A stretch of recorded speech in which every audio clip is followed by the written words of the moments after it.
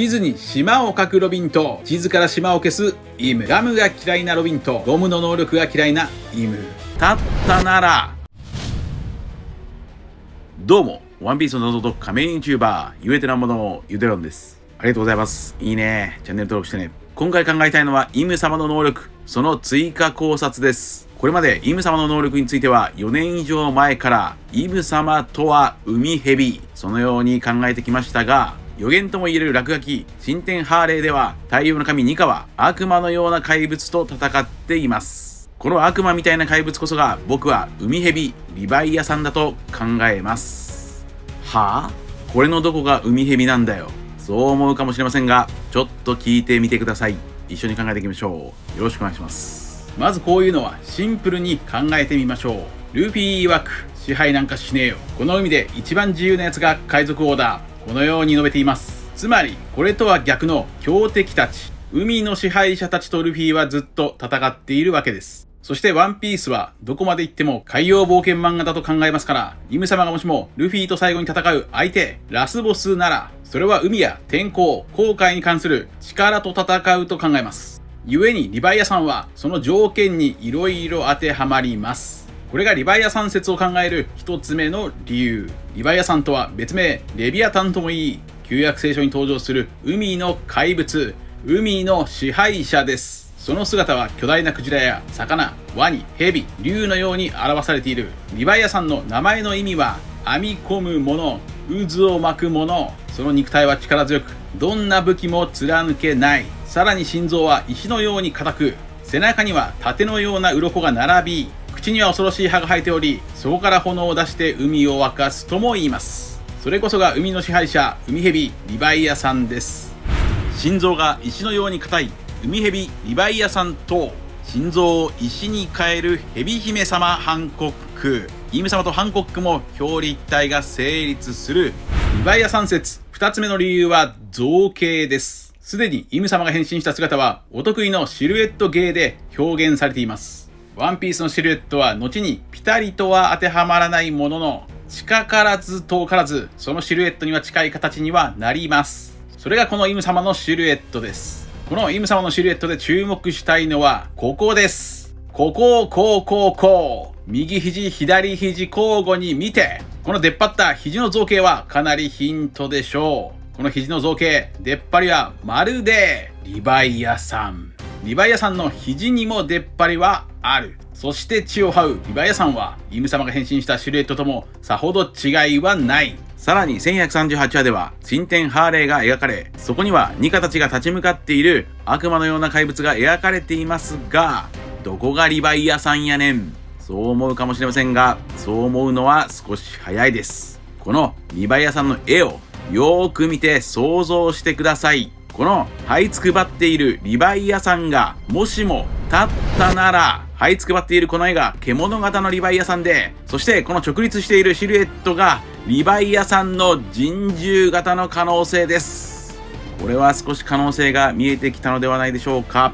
そしてリヴァイアさん説3つ目の理由は過去の敵です。小田先生の発言をある程度信用するなら、ワンピースは当初5年から10年あたりで終わる予定でした。そしてラストはおよそ決まっているとも言います。つまり最後の展開のヒントは序盤にあるでしょう。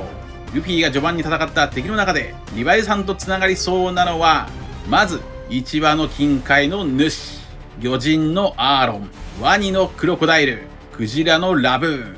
リヴァイアさんとは魚やワニ、クジラと同一視されたそうです。さらに竜とも同一視されていますから、それは清流街道ともつながるのか。とにかくポイントとなるのは、以前の動画でも考えたようにクジラのラブーンの位置です。リバースマウンテンにいるクジラのラブーンの真逆、リバースさせた反対側、真裏の山、聖地マリージョアにいるのがイム様なのです。リバースマウンテンにクジラのラブーン、聖地マリージョアにリヴァイアさんのイム様か。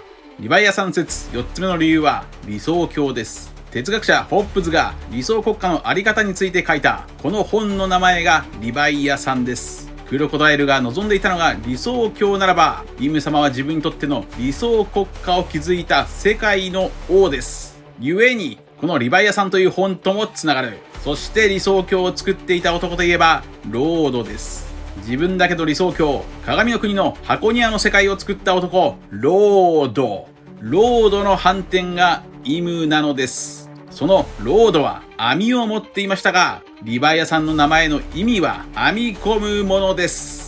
リヴァイアさん説5つ目の理由は、乙姫との表裏一体です。聖地マリー城の真下にある魚人島、上下の表裏一体からイム様と乙姫の関係を過去の動画ですでに考えました。こちらです。アニメに登場したイム様と乙姫をよく見てください。目の形、細い腕、首が少し長い体型。僕はイム様と乙姫は似ていると感じました。イム様と乙姫は表裏一体の可能性がありそう。乙姫は殴った自分の腕が骨折するほどの最弱キャラ。ならばイム様は逆に最強のキャラクターか。そして乙姫が愛の人ならば、イム様とは愛が足りない人でしょうか。そんな乙姫は金魚の魚人でしたが、中国では金魚は竜になるとも言われています。リヴァイアさん説6つ目の理由はクロコダイルです。3年前こちらの動画ではイム様とクロコダイルは表裏一体だと考えました。それは例えばクロコダイルとは誰も正体がわからないミスターゼロという存在でしたが、イム様もまた誰も正体がわからない支配者でした。そしてクロコダイルの部下は月火水木金土、曜日の名前でしたが、イム様の部下は月火水木金土、惑星の名前となっています。またクロコダイルは反乱軍コウザたちを騙してアラバスタで革命を起こそうとしていました。一方最終章でイム様は逆にサボたちから革命を起こされている。そんな反乱軍コウザと革命軍サボのつながりは話数の理論からもわかる。アラバスタの反乱は160話から200話ですから、世界で革命が起きるのはこのままいけば160話から200話の類似話数1160話から1200話だとわかります。だからクロコダイルとイム様はつながる。そしてアラバスタの反乱と聖地マリージョアの革命が反転するなら、アラバスタではコブラ王が攻められていましたが、聖地マリージョアではイム様が攻められる。つまりコブラとイム様がもしも海蛇なら、このコブラ王ともつながるわけです。さらにクロコダイルはビビと対立していましたが、逆にイム様はビビが欲しいという。リヴァイアさん説7つ目の理由は妖怪です。イム様に仕える五老星たちはマズ星の能力、いつまでなど妖怪が数多く採用されているからです。このことからイム様の能力も妖怪の可能性はありえます。妖怪研究家水木しげるの世界のリヴァイアさんとはレビアタンといい、それは水に溶ける氷のワニとして描かれています。リヴァイアさん説8つ目の理由は悪魔です。リヴァイアさんとは巨大な海蛇であるとともに、7つの大罪の嫉妬を表す大嘘つきの悪魔としても知られています。これは聖書におけるアダムとイブの物語で2人をそそのかしたのが蛇だとされており、その蛇と海蛇の怪物リヴァイアさんが結びついて、リヴァイアさんイコール悪魔蛇となったそうです。悪魔バフォメットを表したこのデビルスターと呼ばれる魔法陣にもヘブライ語でリヴァイアさんと書かれているそうです。さらにリヴァイアさんは聖書以前にも登場しており、聖書よりも古いアッカド神話でリヴァイアさんとは太陽や月を食らって日食や月食を起こすともされています。リヴァイアさん説9つ目の理由は仏の戦国です。海軍元帥だった戦国の異名は仏の戦国、仏です。つまりはイムのイメージがあるのです。この仏の戦国で注目したいのはまずアフロヘアですが、このアフロヘアはおそらく大仏のイメージでいいでしょう。それよりも三つ編みの長い顎ひげに注目です。リヴァイアさんの名前の意味は編み込むものですから、戦国の編み込まれた長い顎ひげとは海蛇リヴァイアさんのイメージなのか。リヴァイアさん説10個目の理由はロビンとの表裏一体です。これも4年前の動画ですでに考えましたが、悪魔の子ロビンと悪魔そのもののイム、そのイムの事情 16×16 がニコロビン、空白の100年を追うロビンと空白の100年を隠蔽するイム、死にたかったが生き延びたロビンと死ねない体不老のイム、花々の実のロビンと花の部屋にいるイム、地図に島を描くロビンと地図から島を消すイム、妖怪と呼ばれたロビンと妖怪レビアタンのイム、千手観音みたいなロビンと仏を表すイム、ガムが嫌いなロビンとゴムの能力が嫌いなイム。イム様はゴムの能力者ジョイボーイを嫌っていました。